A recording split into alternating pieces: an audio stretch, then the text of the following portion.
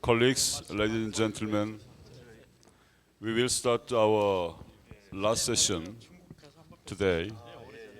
Ambassador Shin Bong-gil is currently the Secretary General of the Trilateral Cooperation Secretariat, which was established last year, and which could play the role of commission-like role in the cooperation between China, Japan, Korea. So I especially asked him to have some introductory session on the TCS for 5 to 10 minutes before we have this academic discussion. So I'd like to hand over microphone to Mr. Shin Bong-gil, the Secretary General of TCS.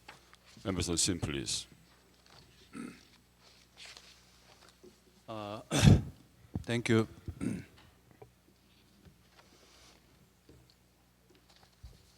As it is introduced, I'm the Secretary General of the TCS, and I'll be serving as your chair for this session.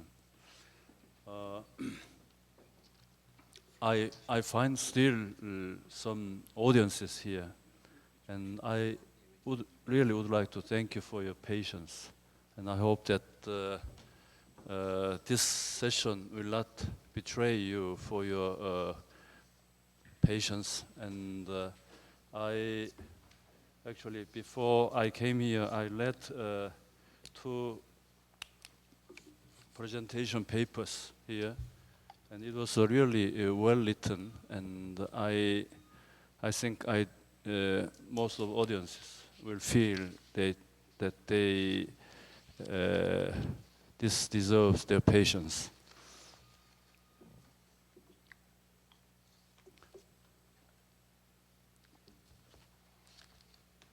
Because even this session's title is include the Trilateral Cooperation Secretariat. Nobody is here who can introduce this organization. So I'll briefly introduce this Secretariat.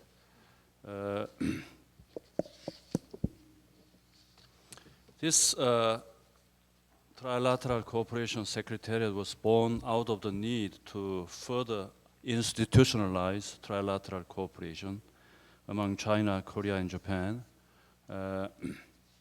As you know, the leaders of these 3 countries have been holding an annual trilateral summit since actually from 1999.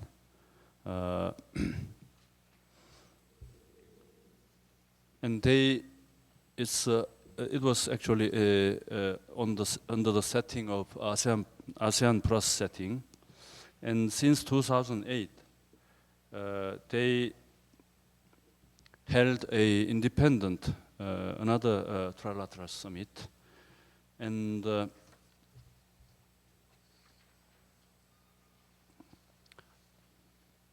in 2010, they agreed to establish a permanent secretariat with a view to managing and developing trilateral cooperation in a more systematic and effective manner. With the agreement signed and ratified, this secretariat was officially launched in September 2011 in Seoul as an international organization with privileges and immunities. I would like to say that the establishment of the Trilateral Cooperation Secretariat stands out in a region that has traditionally lacked formal regional institutions, leading to what some have called an organizational gap in the region. In my view, the deepening of trilateral cooperation, symbolized by the Trilateral Cooperation Secretariat, has filled that gap and laid a major building block for regional cooperation in Northeast Asia as well as East Asia. When I first assumed the Secretary Generalship last year, my impression was that 3 countries slightly differed in their levels of support for the Secretariat. Despite whatever initial reservations that the three countries might have had, over the course of the past 15 months since the launch, I believe that they have gradually converged on developing the TCS as a main cooperation hub in the region. In fact, at the last summit held in Beijing earlier this year, I had an honor to participate at the summit meeting. All three leaders expressed their support for the Secretariat to provide high-quality service and play an active role in promoting trilateral cooperation. In this context, I'm all the more interested in what our panel of experts has to say about the three countries' strategies and motivations behind ongoing institution building in the region, as well as their implications for the future directions of the Trilateral Cooperation Secretariat. As we don't have enough time, actually we had a 2 hours time frame, but 1/3 of that time already gone. So I think we should squeeze time frame. And if you have any kind of questions about our Secretariat, then I will leave it up to you after all these discussions finished. And now I'll pass the floor over to our first presenter, Mr. Tsutomu Kekuchi, professor at Aoyama Gakuin University in Japan. He will be speaking to us on Japan's strategy toward regional integration in Northeast Asia. Please welcome our first presenter.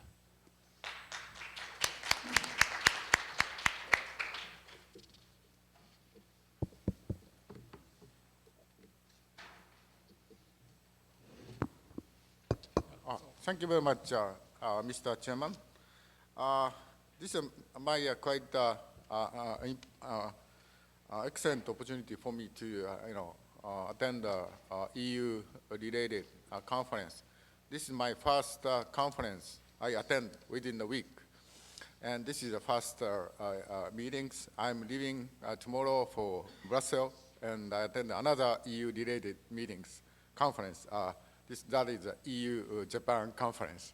So, so this is the first, conference organized by Korean colleagues. And topics assigned to me is Japan's policy toward regional integration in Northeast Asia. And I already delivered papers, not completed, but full papers. And Japan policy toward Northeast Asian integration have to be seen from a little broader perspective, that Japan's engagement in regional institution building in the Asia Pacific and also East Asia. And already, the many previous speakers pointed out, for the last 20 years, there are so many regional institutions established in East Asia and also Asia Pacific. So some people saying some noodle bowl phenomena or expansion or proliferation of regional institutions. So in my paper, firstly, I examined why so many regional institutions have been established in Asia Pacific for the last 20 years. And also, even if, so-called noodle bowl phenomena are emerged, still many new initiatives are taken to establish regional institutions, including Korea, Japan, China, FTAs. So why so many institutions established and also new ideas? Secondly, how Japan have been responding to these regional institution building so far. And thirdly, I would examine the possibility of convergence of variety of regional institutions into a single or few so-called authoritative regional institutions that we saw in the post-war Europe. So those are questions that I address in my paper.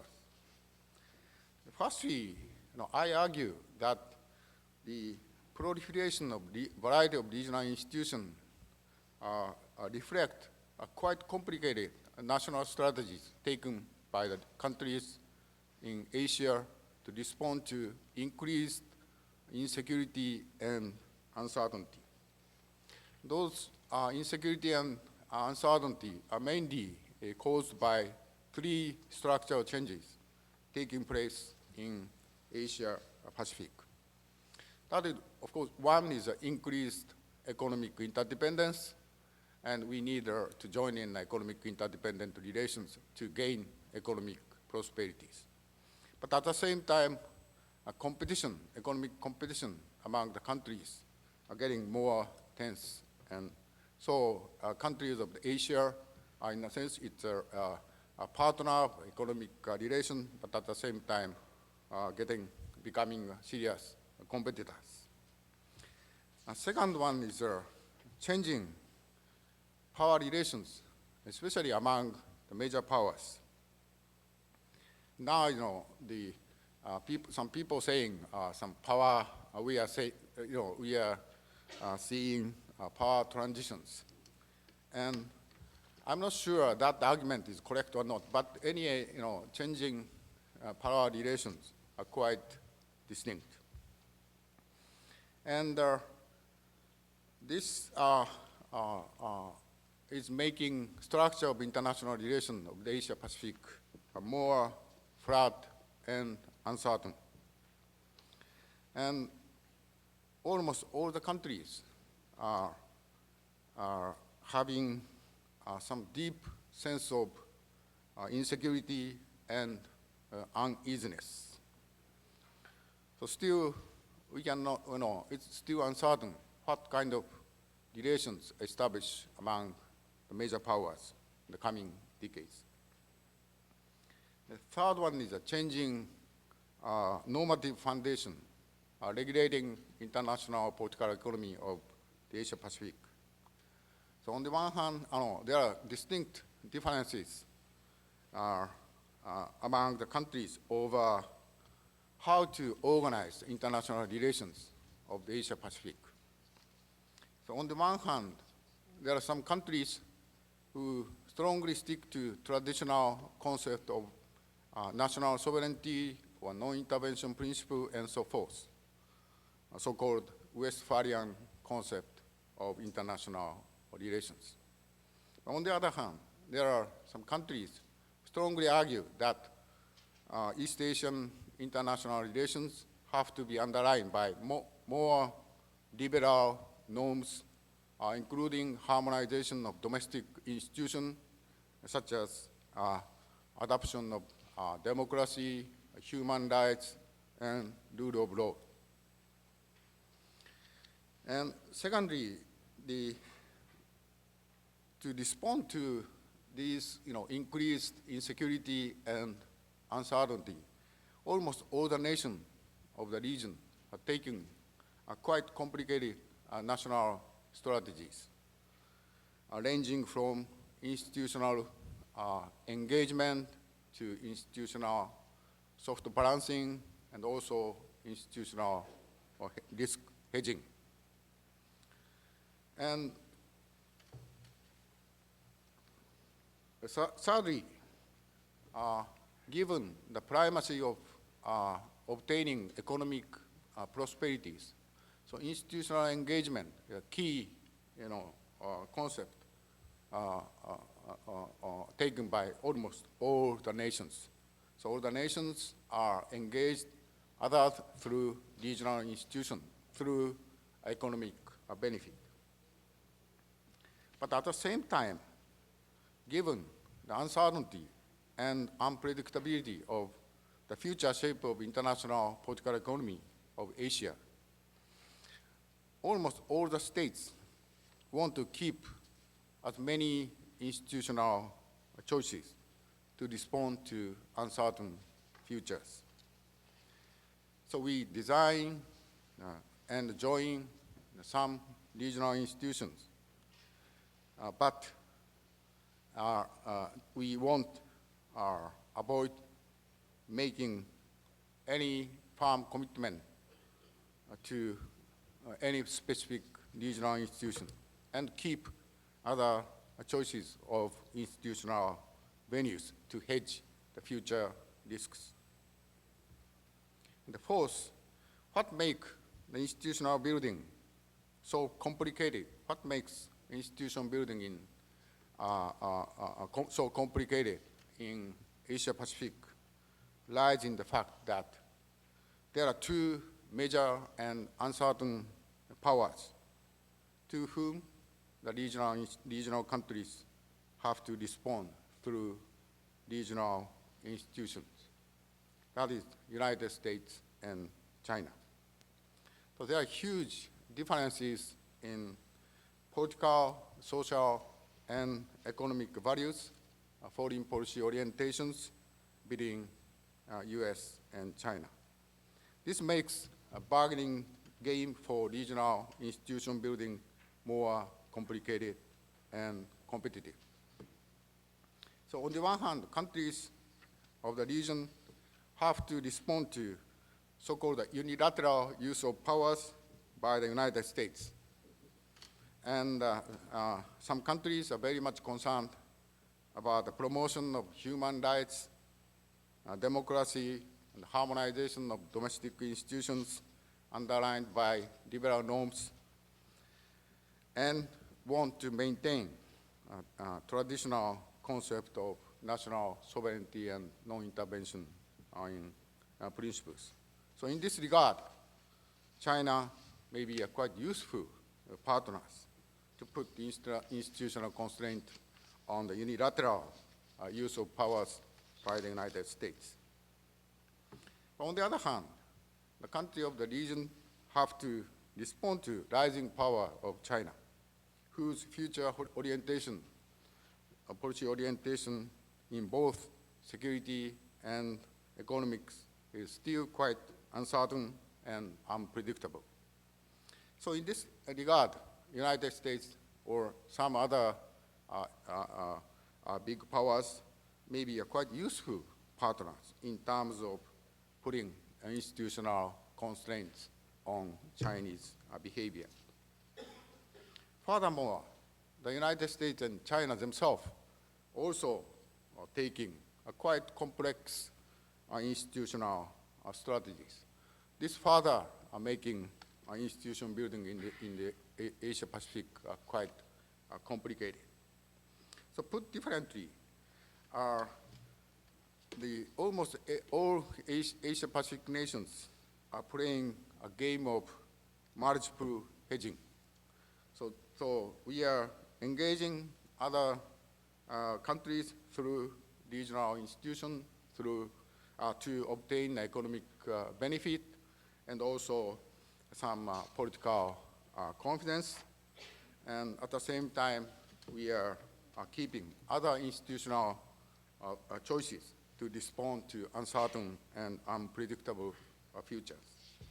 So Japan is not the exception. The fifth, the amalgamation or convergence of a variety of regional institutions into a single or a few authoritative regional institutions that will not take place in the foreseeable future, in my understanding. So there are some regional institutions whose agenda and membership are overlapping. It's quite natural for these quite similar overlapping institutions to compete each other. Through institutional competitions, some effective institutions survive and not effective institutions pass away, thereby creating a single or few effective and authoritative institutions remains. But this will not take place in the foreseeable future in Asia. So in my understanding, Asia Pacific will continue to have a variety of regional institutions. So many countries want to maintain as many institutional venues, as I mentioned, to respond to uncertain and unpredictable futures. And the sixth are given the proliferation of regional institutions and the national strategies taken by regional countries, such as institutional engaging, institutional balancing, and also institutional risk hedging. Probably in the coming years, the country of the region may conduct so-called forum shopping. So depending upon the calculation of national interest at a certain time. So we choose regional institution A at certain time on certain issues. However, we may choose other regional institution B or C at another time. So we may not go shopping to the same department stores. And this institutional choice will change, depend upon the changes of national calculations. The seventh are many countries want the bilateral, enhanced bilateral relations in both economic and securities as so-called fallback positions to respond to the turbulences of international political economy of the regions, as well as the world. So all the countries of the region, on the one hand, talk about regional community building or regional institution building, but at the same time, engage in strengthening the bilateral relation, such as conclusion of bilateral FTA, and also strengthening security alliance or security partnership relations. And eighth, regional institution building in Northeast Asia is critically important for Japan, given its huge stakes in economic interaction and also political stability of the regions.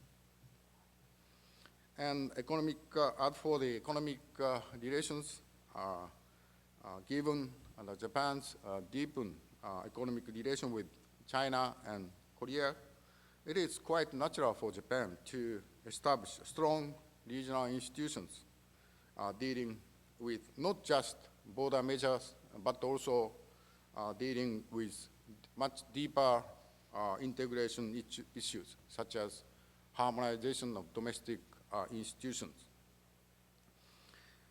such as protection of intellectual property rights and government procurement measures and so forth. And for Japan, regional economic institution must be underlined by liberal norms and compatible to global rules and norms embedded in global institutions such as WTO and IMF and so forth. And successive previous Japanese government have been pushing the idea of trilateral FTA between Korea, Japan, and China for the last years, and also proposed the conclude so-called high-grade, high-standard FTA, not just touching on the border measures. So establishing CJK FTA touching on deeper integration issues is expected to serve Japan-based multinationals to run the region-wide production networks more effectively and smoothly. So ninth, although Japan is eager to push the high-grade CJK FTA to move ahead, but at the same time, we are not so optimistic to realize in the short term. So CJK are not just economic partner, but also economic rivals or competitors. The competition is now tougher and tougher. The political tensions among them and rising nationalism emerging in their respective countries may make it difficult for the three governments to make substantial economic concession to others to conclude a trilateral FTA. In addition, it's still uncertain for China, whether China accepts a deeper integration scheme given its unique economic system. So Japan is making multiple bidding, not just CJK FTA, but also East Asia-based FTA and also TPP.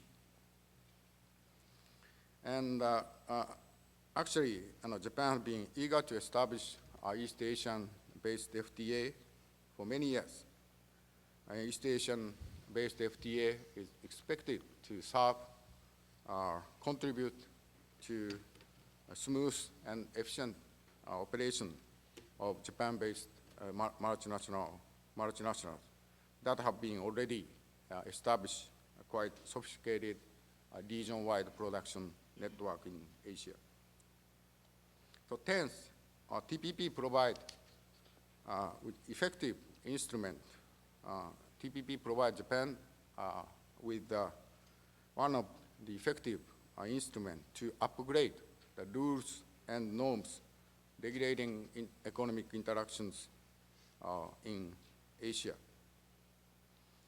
So as I mentioned, Asia or Asia Pacific, we need more strong regional institution touching upon deeper economic, deeper integration issues. So in this regard, TPP may serve a model for regional economic interactions, integration schemes in terms of rule setting and so forth. Of course, there are so many difficulties to conclude our TPP, of course, I understand. And also, Japan's participation in TPP negotiation may serve as an incentive for other Asian-based FTA and CJK FTA to tackle with much deeper integration issues. So 11th, in this regard, Japan, I'm not sure Korea will join in a TPP negotiation, but so far, once Japan decides to join in TPP negotiation, Japan is the only countries that are involved in a variety of regional FTA negotiation right now underway. And this gives Japan some advantages in TPP negotiations in East Asia, Northeast Asia, and also Asia Pacific. Indeed, current membership of TPP is not so attractive to the United States. And most of the TPP countries now joining a TPP negotiation are relatively small economies. And also, United States has already concluded bilateral FTA. Most of the TPP countries engaged in the TPP negotiations. So current TPPs are so-called TPP light. So, but once Japan joined in TPP negotiation, it's becoming more attractive for the United States and other countries now joining in the negotiations. And of course, still prospect of TPP negotiation is quite uncertain. Of course, I fully understand. And Lastly, as I mentioned so far, a country of the region, including Japan, probably continue to play a game of multiple betting or multiple hedging through regional institutions. So this may result in producing a more complicated noodle ball phenomena rather than creating a streamlined and effective regional institution that we have witnessed in post-war Europe. Thank you very much. I would stop here.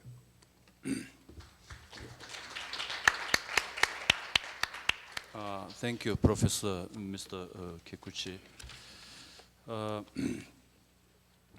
Actually, I'm very much impressed by the level of your analysis and also your introduction of a couple of interesting concepts, such as proliferation of regional institutions, institutional competition, institutional balancing, institutional bargaining, institutional hedging, multiple hedging, forum shopping. Yeah, I hope that we will have some time to discuss the relevance of these new concepts and new ideas. Could I add just one? I myself, I have been involved in a variety of regional cooperative activities through PECC or APEC and so forth for the last more than 20 years. So I myself, quite committed to the regional institution buildings. So Okay. I'm not a critical of the institution building. Yeah. Okay, thank you very much. I will introduce the second presenter, Dr. Lee Chang-jae. Dr. Lee is currently a senior fellow at the Korean Institute for International Economic Policy, KIEP. He will be speaking to us on Korea's strategy towards regional integration in Northeast Asia. Dr. Lee. Okay, thank you, Mr. Chairman. The title that was given to me by the organizer is Korea's strategy towards regional economic integration in Northeast Asia. But since I'm not the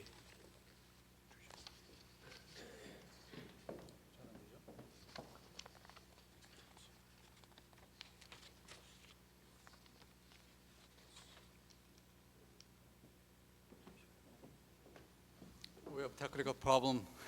So, okay, so let me just proceed without, I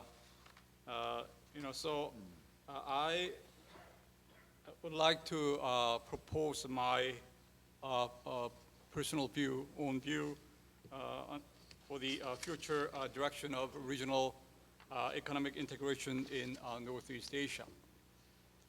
But before that, I would like to talk about quite briefly about the functional, current status and recent developments of functional economic integration in East Asia, as well as institutional economic integration in Northeast Asia. Then, since this seminar is about the Europe and Asia, East Asia or Northeast Asia, I'd like to share my personal views, what kind of lesson we can learn from European experiences. Oh, okay, so somehow, okay, could you, yeah. Okay, so let me start from functional economic integration in Northeast Asia. In order to do that, I have to give you some good geography lesson. Because when we talk about the Northeast Asia, commonly we talk about the China, Japan, and Korea. Of course, those three countries are core group in Northeast Asia. But Northeast Asia includes, on top of that, in addition to China, Japan, Korea, of course, South Korea here, there's North Korea and Mongolia and Russian Far East. Russia is a Eurasian country, so you cannot just put Russia as a whole, but you have to admit that Russian Far East belongs to Northeast Asia. So another thing is, another group we can think of is Taiwan, Hong Kong, and Macau. Although they are very small regions, as you can see in terms of trade, those regions play quite important role. Next, please. Okay, so as you can see in this table, between 1990 to 2010, over the 20 years, the share of interregional trade among the among three Northeast Asian countries increased from 12 point to about 23%. So as you can see, the interregional economic integration and functional economic integration in Northeast Asia progressed quite rapidly. But when you add a group A, which is, let me remind you, North Korea and Russia and Mongolia, the number doesn't change much because in terms of trade, those regions don't count much. But when you add Taiwan and Hong Kong, the share of interregional trade in Northeast Asia jumped from 22.5%, for example, in 2010 to more than 37%. Okay. Okay, so this figure shows that, the blue line is CJK, China, Japan, and Korea, and the red line is Northeast Asia, including especially Taiwan and Hong Kong. And then the green line is NAFTA, and the dotted blue line is EU15. And so as you can see, when you count, the level of share of interregional trade among the three Northeast Asian countries is quite much lower than that of, for example, NAFTA. But when you include Hong Kong and Taiwan, it's almost at the same level. And the right-hand figure shows the share of interregional trade of China, Japan, and Korea. It shows that although the trade dependency of both Korea and Japan increased quite rapidly over the past 20 years. For China, interregional trade dependency of China went up quite rapidly in the early 1990s, then continued to go down because China just going global. China depends less and less on regional neighbors. It's not just, it doesn't apply just to Northeast Asian region, but when you look at the picture for East Asia, you can find this similar situation. Next, please. Next. Okay, so let me just briefly talk about the FTA situation. A lot of people already, talk about this. Actually, being the last presenter, it's very difficult to add something new. So I'll be quite brief. All three Northeast Asian countries formed already, many FTAs. 10 FTAs for Korea, 10 FTAs for China, and 13 FTAs for Japan. But in terms of the countries, Korea formed FTAs with 47 countries because we concluded the FTA with EU. And also, as you know, Korea concluded the FTA with the United States as well. But although all three countries have concluded many FTAs, there is still no FTA among the three countries. It's ironic, but that is the situation. Of course, earlier this year, we started FTA negotiation with, Korea started FTA negotiation with China.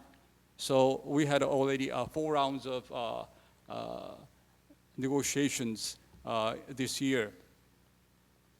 But with Japan, although Korea-Japan FTA negotiations started in December 2003,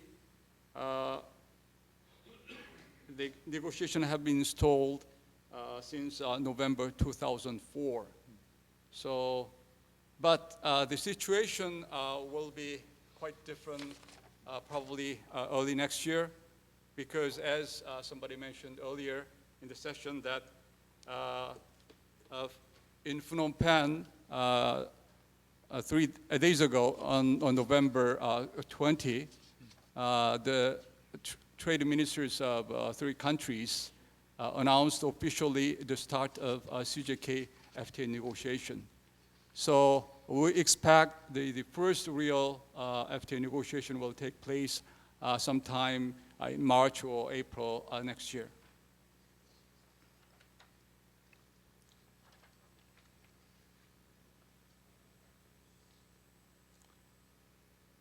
Okay, so let me just briefly talk about the CJK FTA. There has been many steps. First, there was a trilateral joint research on CJK FTA among the 3 institutes from China, Japan, and Korea. We conducted a joint study from 2003 to 2009. Then we had an official tripartite joint study, including government officials. We had 7 meetings of a joint study between May 2010 to the December 2011. Then at the Trilateral Summit meeting in Beijing in May this year, the leaders of 3 countries finally agreed to launch FTA talks within this year. Then, as I mentioned, that the trade ministers of 3 countries officially announced the start of FTA negotiations. So FTA negotiation will take place next year. Next, please.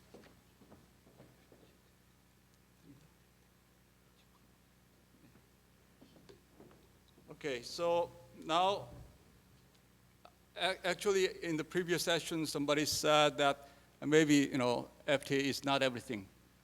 Of course, FTA is an important thing, but it's not everything. I think there are other institutional mechanisms. I think one of them I can think of is the trilateral summit meetings. Actually, CJK summit meetings, first summit meetings among the leaders of 3 countries took place in November 1999 under the framework of ASEAN Plus 3 meetings. When there was ASEAN Plus 3 meetings in Manila in November in 99, the leaders of 3 countries had a first breakfast meeting, kind of historic meeting, but it wasn't really formal meeting, but kind of informal gathering. Then they continue to have summit meeting whenever they get together for the ASEAN Plus 3 summit meetings.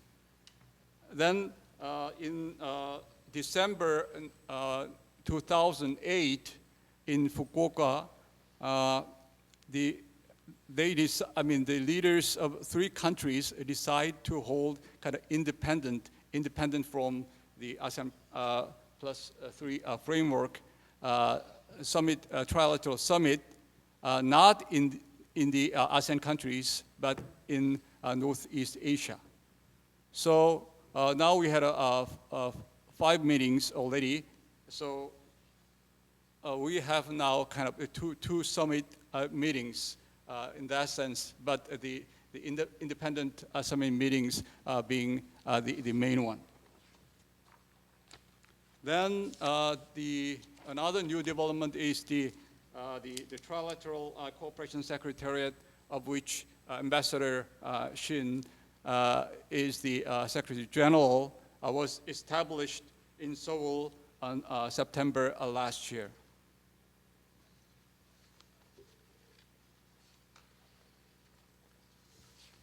Okay, so let me share with you what I think about the European lessons that could be learned for Northeast Asian economic integration. Of course, there are so many things to learn from European experiences. But at the same time, as a lot of people already mentioned, that Northeast Asia is far from Europe. So in my view, we have to distinguish first what kind of lessons can be applied for Northeast Asia. Then even in cases when we can learn from European experiences, I think we have to adapt European experiences for Northeast Asian situation. So let me start from those experiences that could not be, in my view, applied in Northeast Asia. For example, when Europe started economic integration, you pursued economic integration, but aiming at a political union at some time.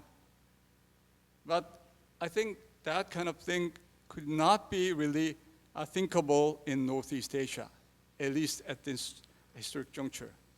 In my view, in Northeast Asia, we'd better just focus on economic integration per se. Secondly, as I think Professor Pasha mentioned briefly, when Europe started the economic integration, when the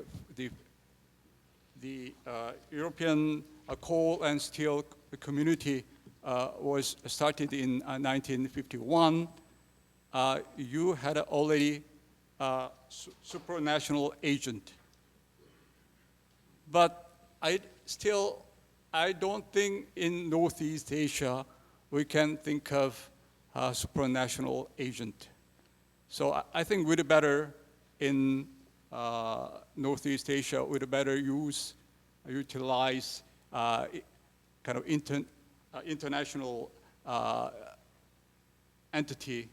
And in that sense, I think maybe the Trilateral Cooperation Secretariat is the kind of first international entity that I can think of. Thirdly, Europe started economic integration from kind of very high level of economic integration. That is when European Economic Community was launched, I think in 1957. It aimed, first level at first being a customs union, not FTA. Then I think by 1968, if my memory is correct, Europe already created a customs union. But in Northeast Asia, even in East Asia, I think it's still we cannot really aim even customs union. For example, as you know, in ASEAN countries, they are trying to build ASEAN economic community by 2015. But even in that, their kind of vision or their aim is not even customs union, but just FTA plus.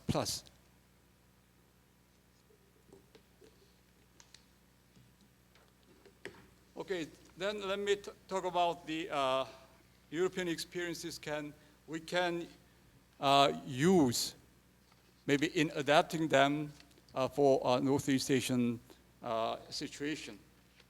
I think we can learn perfectly from European Union that, we have to start from economic integration, as I said, but not aiming at a political union. But instead, Northeast Asia should pursue economic integration with a view to reducing security and political tension, or enhancing overall relations among the regional countries. Secondly, of course, maybe this is the kind of most important lesson we can learn from Europe. The political leadership is important. But as Professor Park Sung-won mentioned, there is a kind of vacuum of political leadership in Northeast Asia, or even in East Asia. So my personal kind of proposal is we have to use a trilateral summit. Of course, a trilateral summit is still kind of very weak. So we have to strengthen the trilateral summit meeting by, let me come back, to this issue. So, political leadership is important, but since we cannot really have a political leadership that Europe has, we have to use the trilateral summit by, strengthening it gradually. Another thing is Europe used a kind of gradual approach, both in terms of level of economic integration and membership. So I think we can do the same. So we have to start from kind of low level of maybe FTA in Northeast Asia, and not including every region or countries that belongs to Northeast Asia, but starting from China, Japan, and Korea.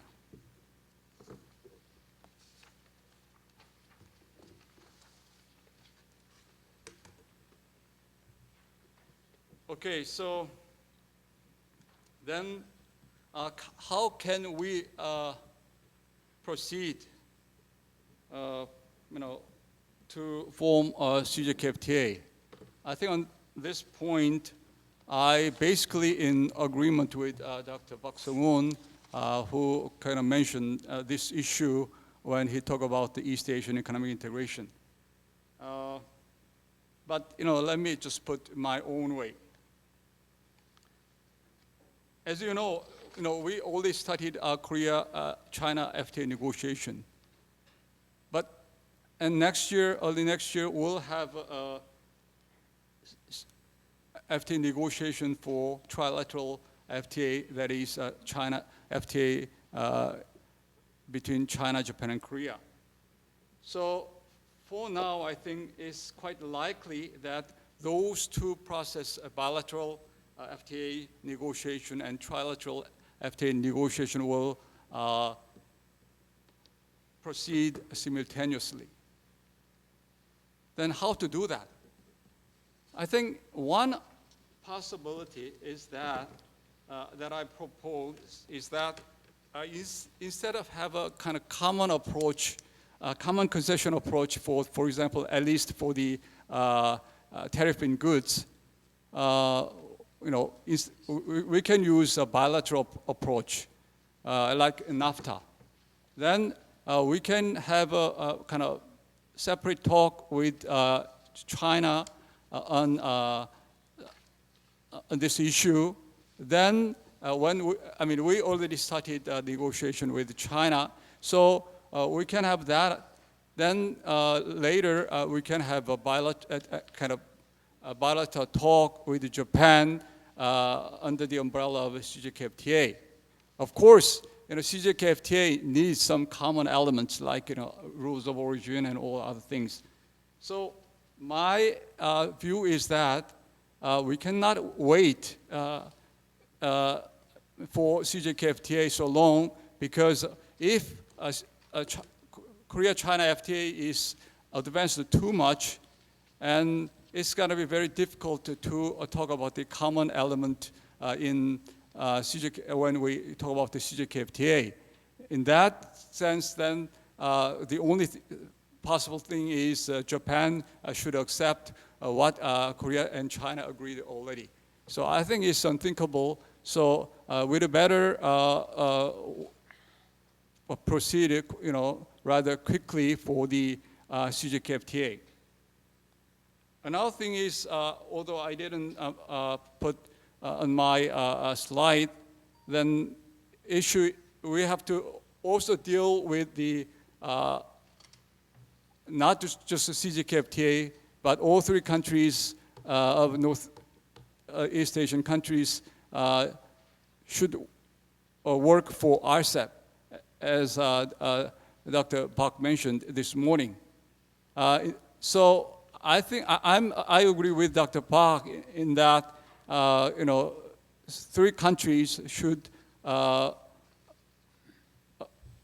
assume some kind of leadership in RCEP process, which is kind of led by ASEAN. In order to do that, CJKFTA, process of CJKFTA should proceed in advance, should lead. If the RCEP goes kind of faster than the CJKFTA, it's going to be very difficult for CJK to play a leading role.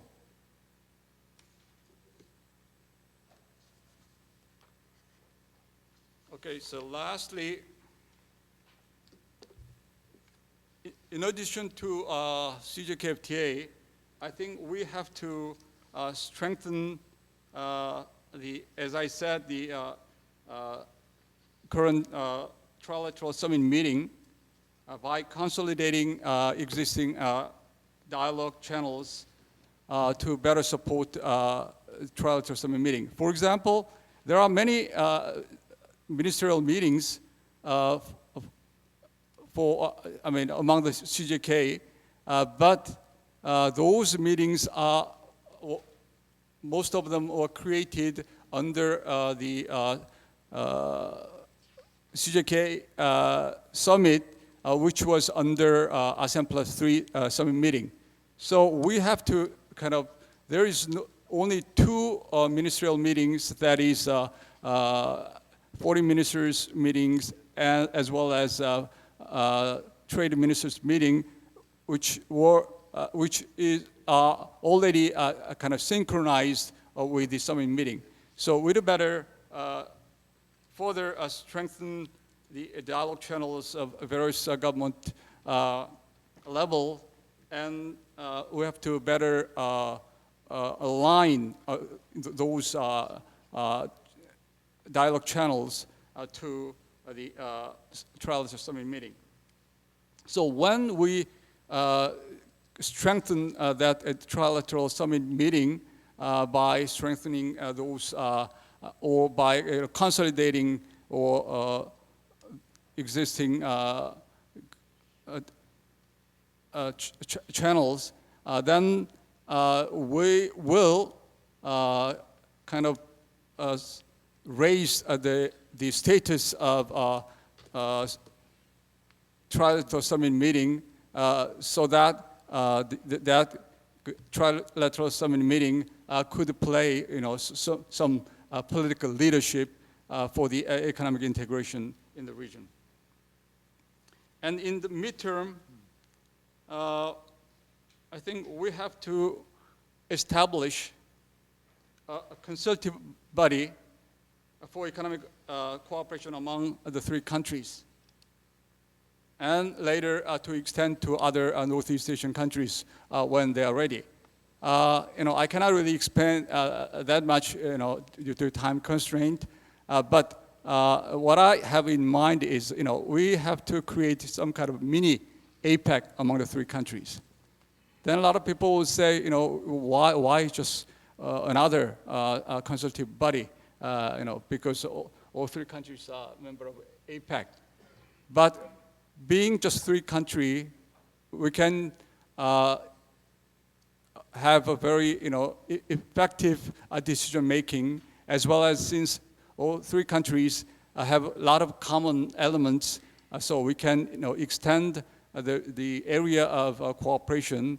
On top of that, since three countries, three economies depend on each other quite deeply already, we can kind of have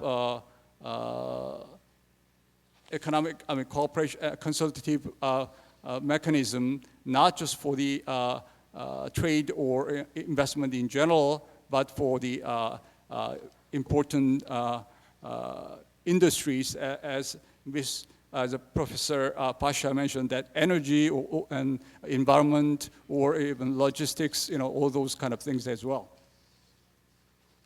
And in the previous session, some people talk about the intellectual leadership. I think in order to do that, I propose to establish a research institute for Northeast Asian economic cooperation in midterm, which could be kind of Northeast Asian version of AREA. Maybe some of you know the AREA, Economic Research Institute for ASEAN and East Asia, which was established by the Japanese government and is located now in Jakarta, which is contributing a lot for the economic integration for ASEAN countries. And after doing all this, so let me propose kind of a final, vision or long-term goal for Northeast Asian economic integration would be Northeast Asian Economic Community. Thank you very much.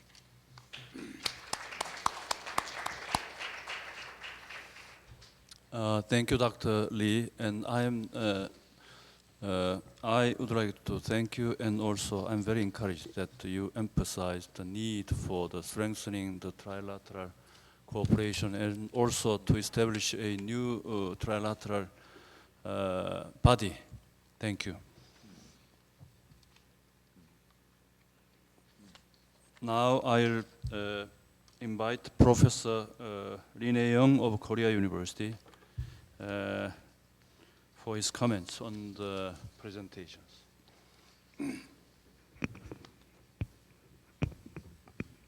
Thank you, Chairman. I'm Ne-young Lee. I'm Poli-Sci Department faculty, and I'm also serving as a director of Asiatic Research Institute in this campus. Well, because of time limit, I will try my best to make brief comment. I think maybe at least I can contribute by shortening my comment to satisfy all of the audience. Let me first make few remarks to Dr. Kikuchi's paper. I think his paper includes so many insights and wisdom and very interesting concept, as Ambassador Shin already mentioned. And so actually I enjoy reading and I learn a great deal. So the main question raised in Dr. Kikuchi's paper is why there are so many regional institutional arrangement or framework. Even we cannot remember the old name, right? Unlike EU, the single, authoritative the institution, European Union. And he suggests try to answer by that question, answering three structural challenges: the economic interdependence and competition, and secondly, U.S.-China rivalry, and thirdly, more normative, competing normative foundation. And so in that sense, Dr. Kikuchi's paper is quite comprehensive. In this sense, it tried to include the economic aspect and other more the political aspect or strategic aspect, and even some of normative aspect. So as a political economist, I love this kind of paper. There are a lot of strategic thinking, and also maybe there are many policy implications to enhance the further the regional integration in this area.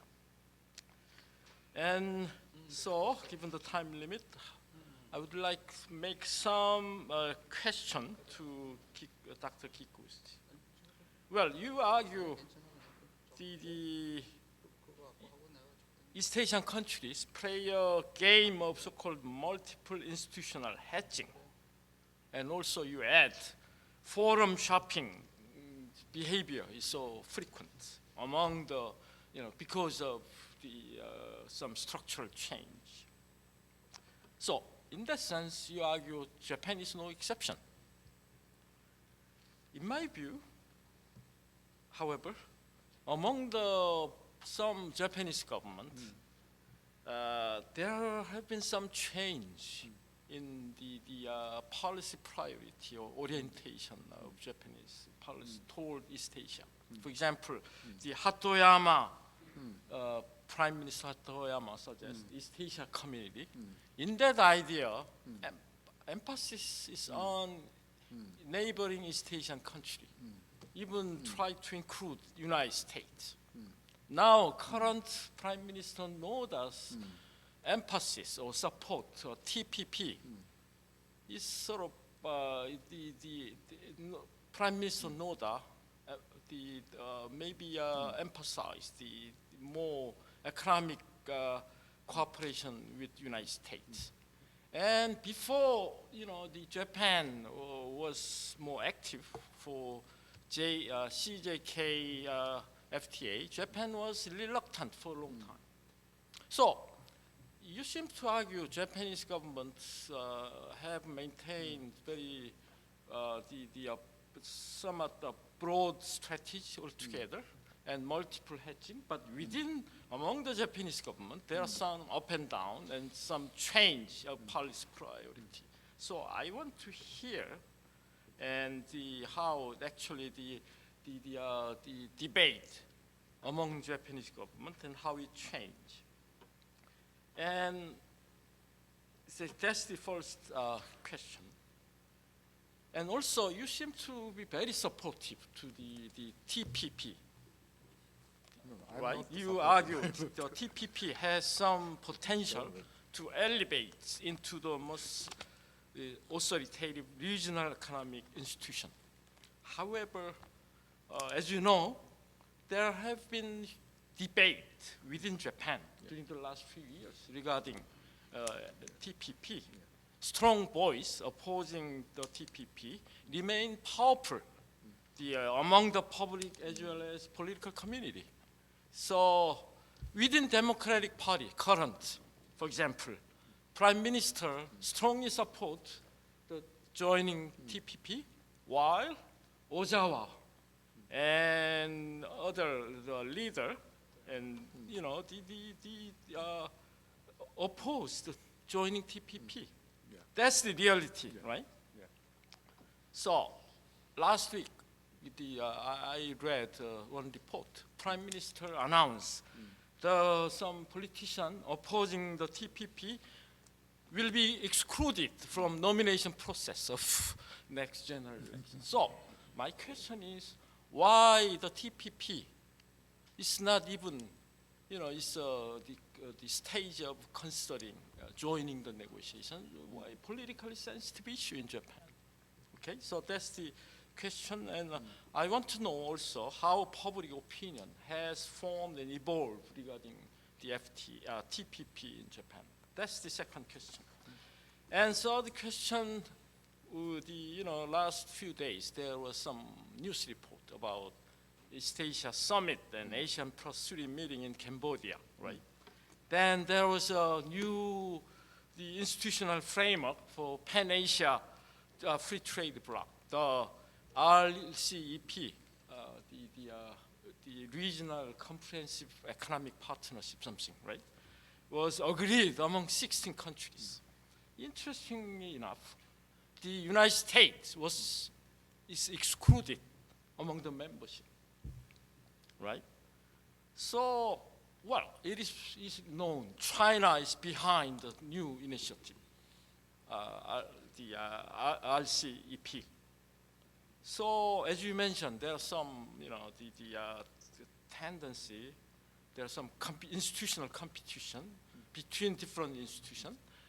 I guess it's very likely there will be institutional competition between TPP and RCEP, right? So the TPP, promoted by Obama government, and the RCEP pushed by China. So, see, how do you evaluate in that context the prospect of RCEP, and if there will be institutional competition, as you suggest, between RCEP and TPP, which institution do you think is likely to survive in the institutional competition? Then how the power game or will evolve in the future? So I would like to ask that question. And also you emphasize normative foundation of international relations in Asia. So sharing liberal norms and common values such as human rights, democracy, and freedom of speech, you argue, will enhance regional integration and cooperation. So, but also you argue growing nationalism and populism. We recently observed from the territorial dispute among in this region is a main stumbling block for regional integration. And I would like to ask in Japanese situation. The EU seems to be optimistic about that, but recent reports show there's a clear right turn of Japanese politics, right? So, the Ichiharo Shintaro, the Hashimoto, even most likely Prime Minister next, the Abe, they announced very nationalistic policy direction. So, how this right turn of Japanese politics, what is the impact of right turn of Japanese politics on Japanese policy toward East Asia or economic integration? That's the question. Well, I will make brief question to Dr. Lee Chang-jae. His paper nicely show the changing intra-regional trade and FTA trend. And so it's very useful to understand the situation. But I want to hear actually more national Korean strategy, how Korean dilemma facing this issue. But even though your intra-trade data graph very nice, but somehow I want to hear more the relationship between the functional integration trend and institutional trend. You suggest, so-called market-driven integration has been expanded. But my question is, if that is the case, why we need institutional integration? Without institution among the East Asian countries, trade volume increase, and the integration has been successful. Why we need institutional framework to show the institutional framework, such as FTA, CJK, FTA, whatever. We need to, I want to hear if the maybe institutional framework is there, maybe the functional integration can be expanded more. So somehow, the more clear relationship between market-driven integration or institutional integration. Otherwise, it somewhat descriptive to me. Okay,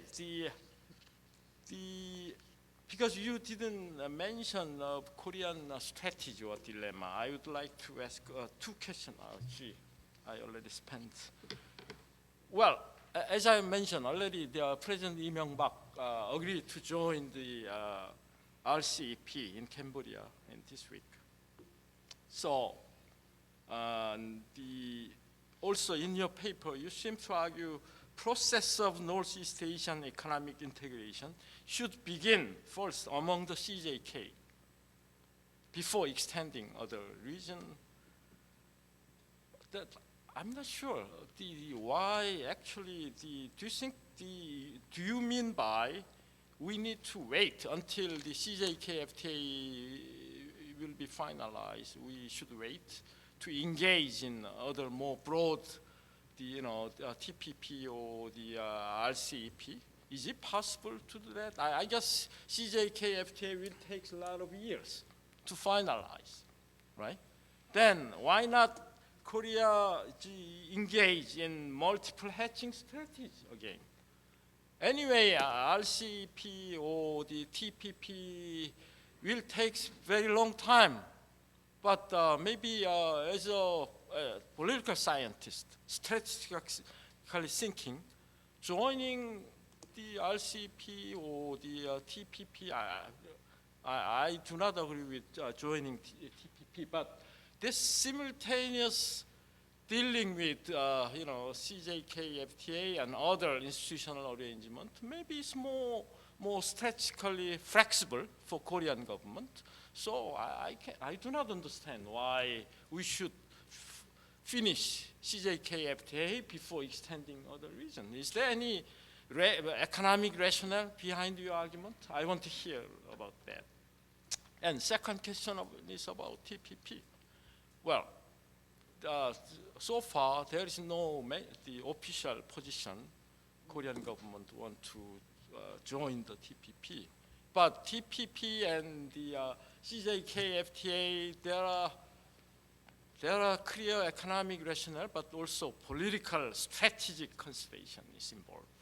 There are two rivals, China and United States is behind the two institutional games. So it's not just economic rationale, but other strategic consideration matter.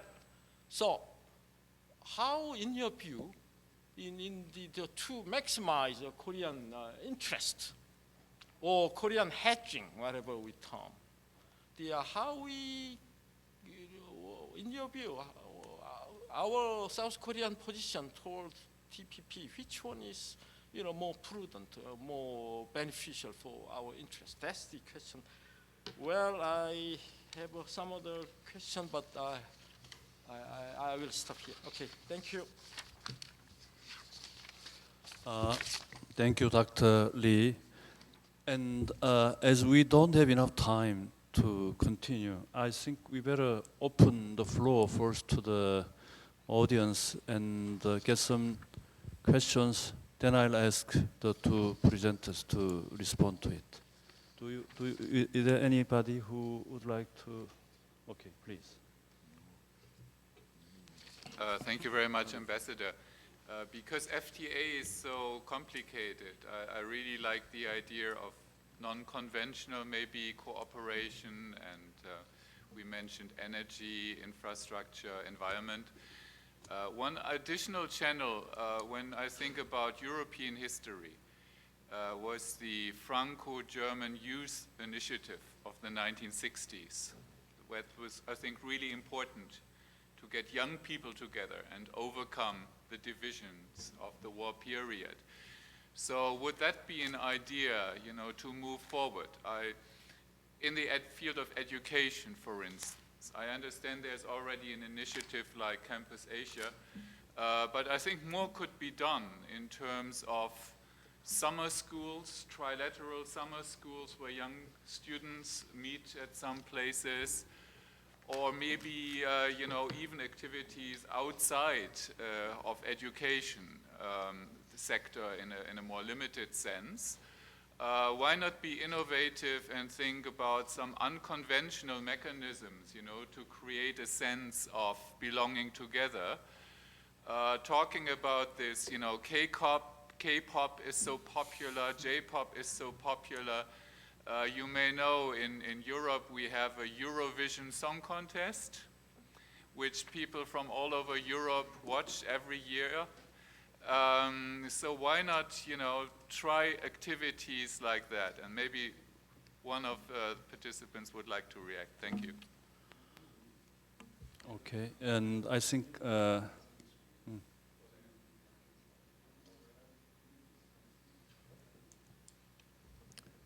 Okay. Is there anybody? Oh, okay, please. Okay, just to continue in a sense.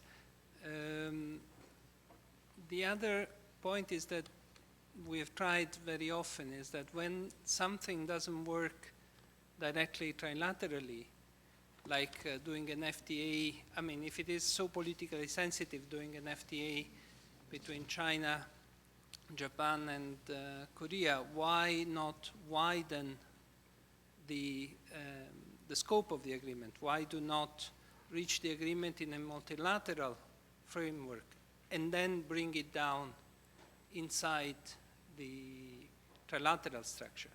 I mean, we have done this, I mean, in one example is the part of the EU acquis comes from the Council of Europe. It was agreed in the Council of Europe and then it has been transferred inside the European Union. Now, naturally, it was not contentious for the EU to take the acquis of the Council of Europe in. But an FTA may be in a wider context, like Asian +3 or some or another regional, broad regional context may then become useful to foster integration. Another question I have is FTA, if FTA is so contentious, other mechanism still at the, like, I was thinking about the Chiang Mai initiative, for example. I know it's a very difficult initiative and in practice it's not really working, but there has been a clear incentive to see it working given the crisis. So is it not possible to activate some kind of cooperation of that type? Thank you. Oh, okay, please. I thank you very much for your presentations and comments, Professor Ina Young. I found these comments very interesting, but I wanted to add one more comment, if I may. Last week in Phnom Penh, there was, the leaders of Korea, Japan, and China, Korea and China, they decided not to hold the trilateral meeting last week, which can be interpreted as a serious blow in this momentum of building trilateral diplomacy and relationship in the region. I would like to have your comments, Ambassador Shin. Can I just ask one? Oh, okay, please. I did put my thing up at the beginning. Just one quick question for Professor Kikuchi. If I came cold to your paper, which I found very interesting, I get a sense of balancing the Japan, US and Japan, China. I may be reading it wrong, but what I don't get a sense of is how the current tensions between Japan and China actually inform Japan's options in this trilateral framework. Thanks. Yeah, then I'll stop here, you see, receiving the questions. Then I'll ask first Dr. Kikuchi to respond. Yeah, thank you very much. Comment to my paper and presentation. Professor, these questions are, the Japan bit shifting the weight of foreign policy, orientations. My argument is quite simple. Why so many regional institutions emerged? That is the response by the country of the region to increased, insecurity or uncertainty. And on the one hand, every country wants to get immediate benefit, like economic benefit or some political confidence building and so forth. But future is still quite uncertain. So, country have to prepare for, such uncertainty. So we want to, keep as many institutional choices or venues. In case of, the Hatoyama's, so-called East Asian communities ideas, it's quite a difficult, idea to understand. And, in foreign countries, I was asked to explain what, Hatoyama's intend to do by proposing Hatoyama East Asian communities. It's quite difficult because not well articulated, a concept. But my understanding was that, of course, it's not well articulated, but, I think, this idea is the Japan response to, broaden or widen the space for Japanese diplomatic maneuvering in the face of the rising power of China, and also some future possibility of the so-called U.S.-China, not the condominium, but U.S.-China may establish much more closer relations. So, in that case, Japan, we need a little bit more, diplomatic space for maneuvering, not just, just ally of the United States in Asia. So we need a certain space for our countries.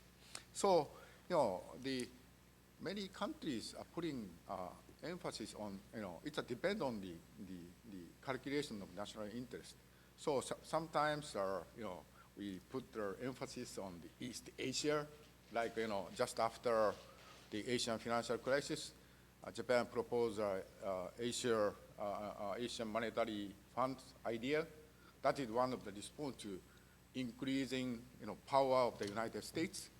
That is a instrument to so-called soft balancing, instrument against the, increasing power of the United States, and also global financial institutions, mostly led by the United States and so forth.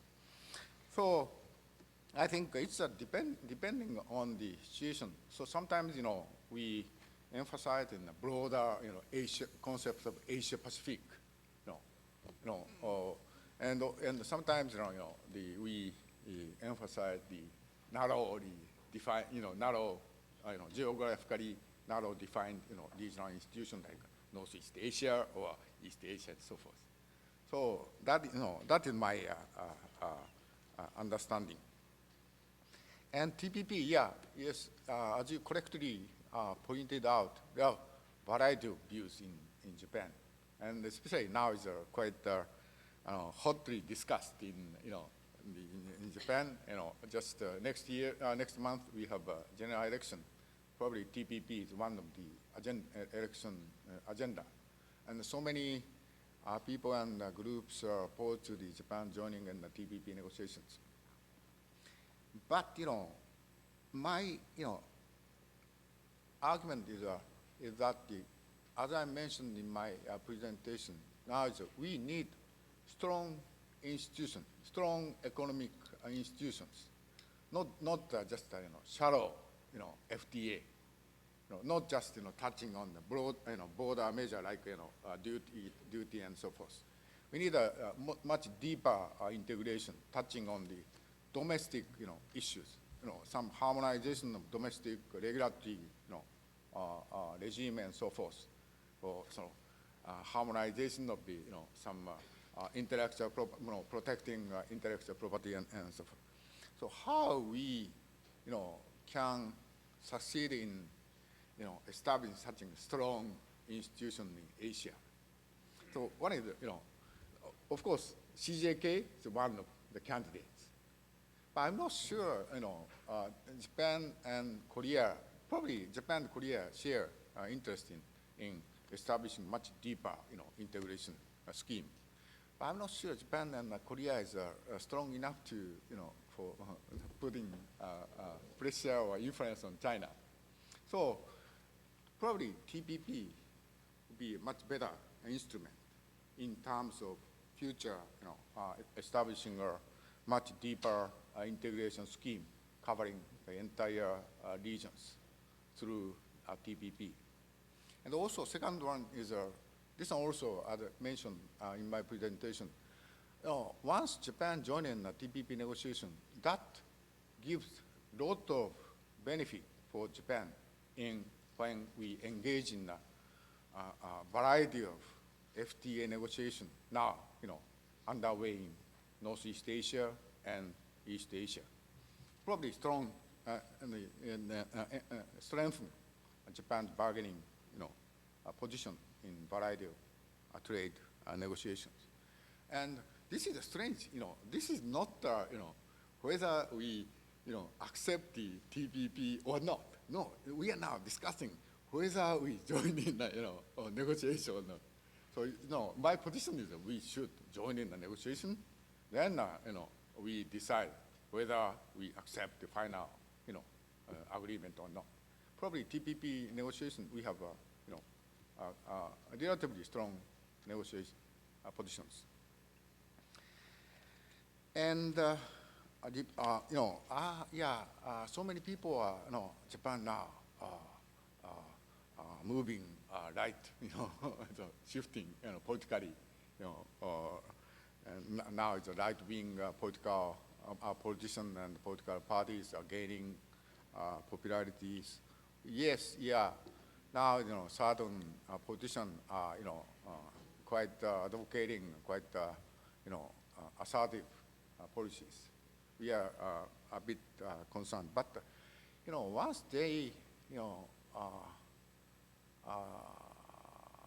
get their powers, probably, their policy development will not be so different from existing policy. So look at the case of Abe.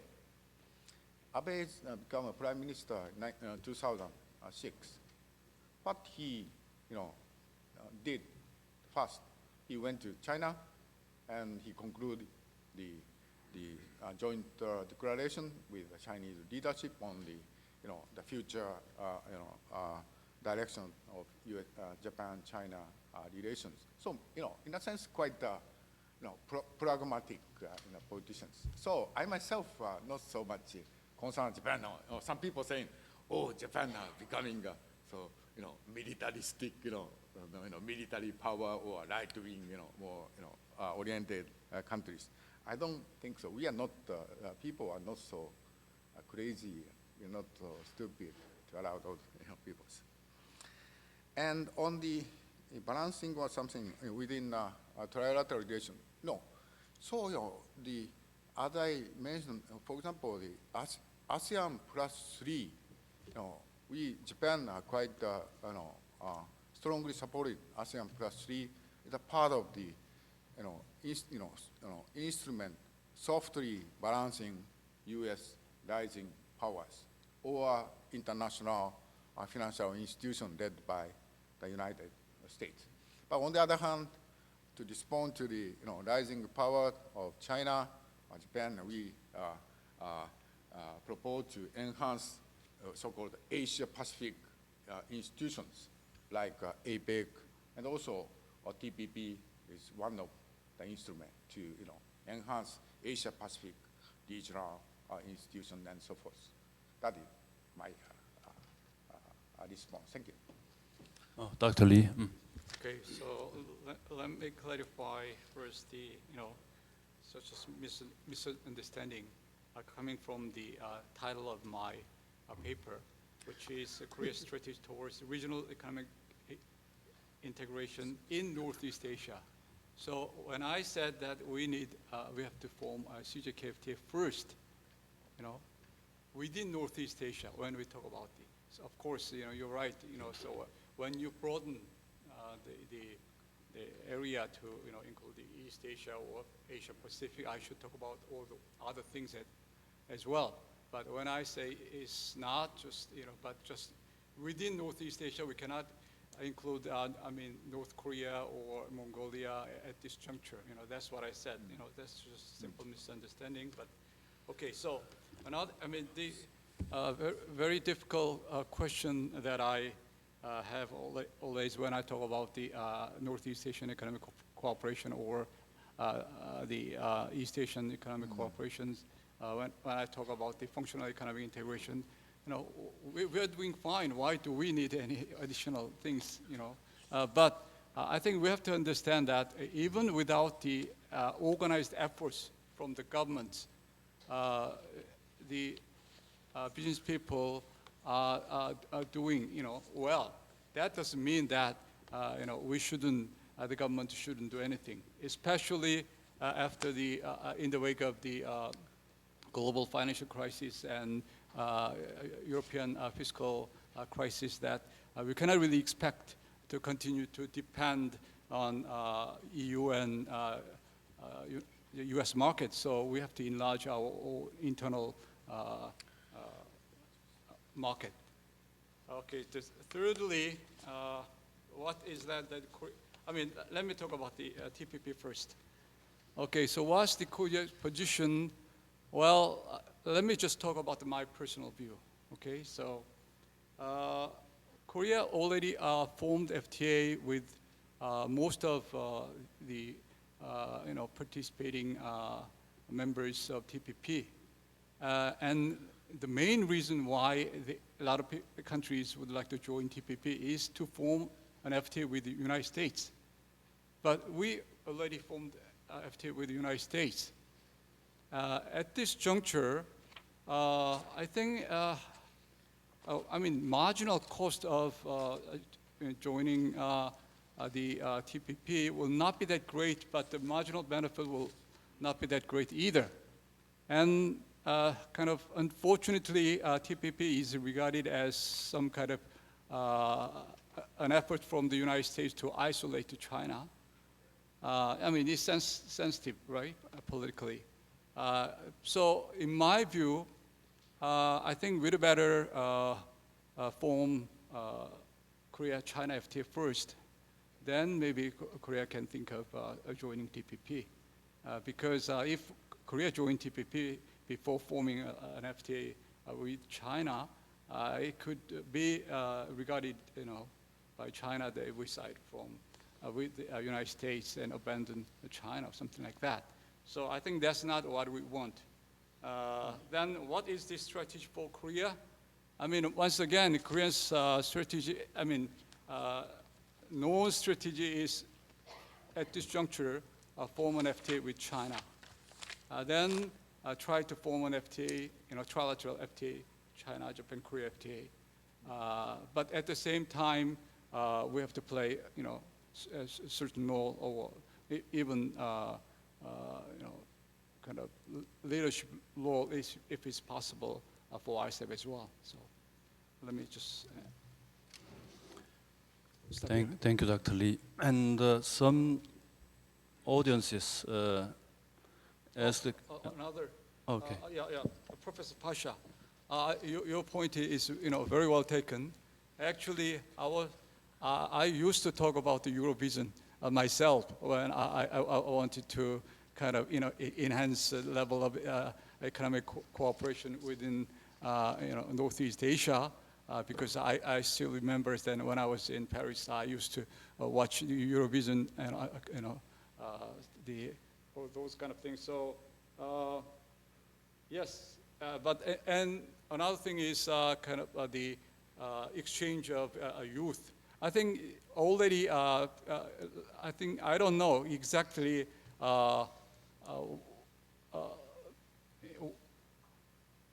Exactly, but anyway, at the Trilateral Summit meeting about 2 years ago, the leaders of 3 countries agreed to launch or to activate those kind of activities already.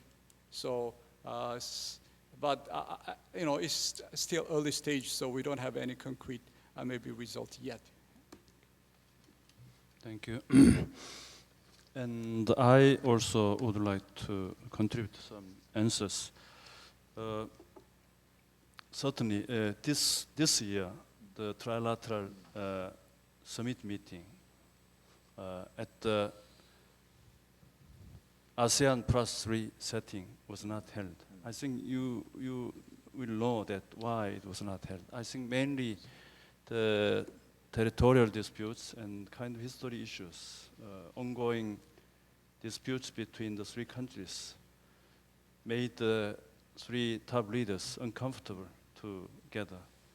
And also,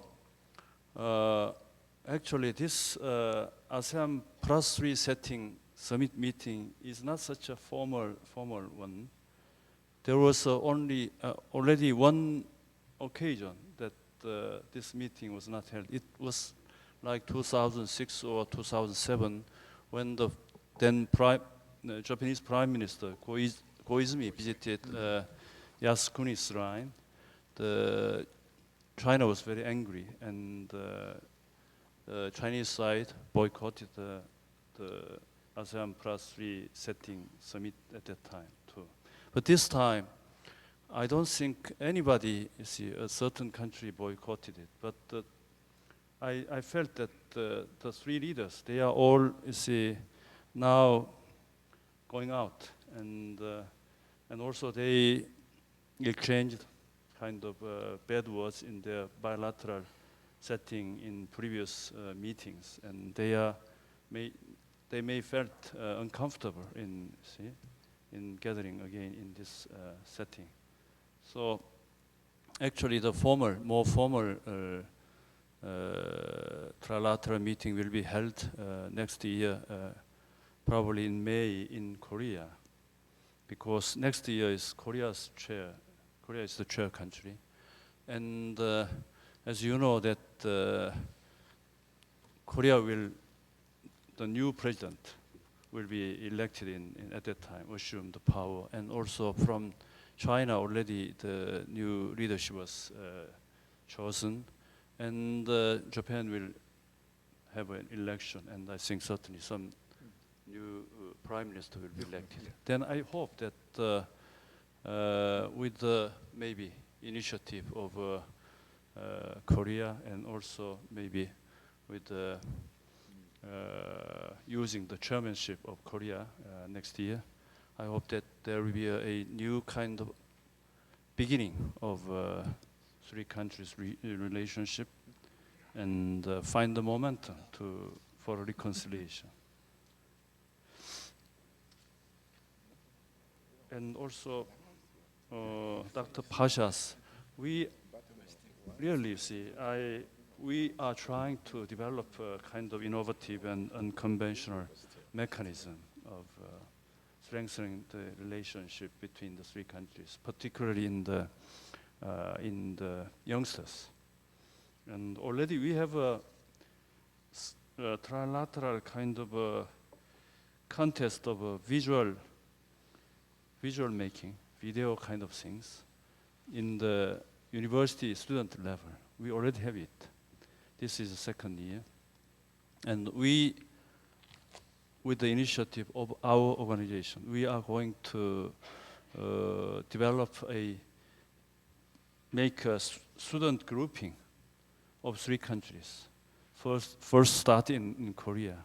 For example, in Korea University, there are quite a lot of Chinese students and Japanese students. Then we would like to make a trilateral kind of group, and to facilitate the relationship. And we are trying to help universities to make trilateral kind of student group there. And this is our idea. We are going to do it next year. I think whatever you have any good creative idea, and we will be really happy to receive it from you. And Ambassador Lutzenberg, somebody answer the ambassadors? And is it okay?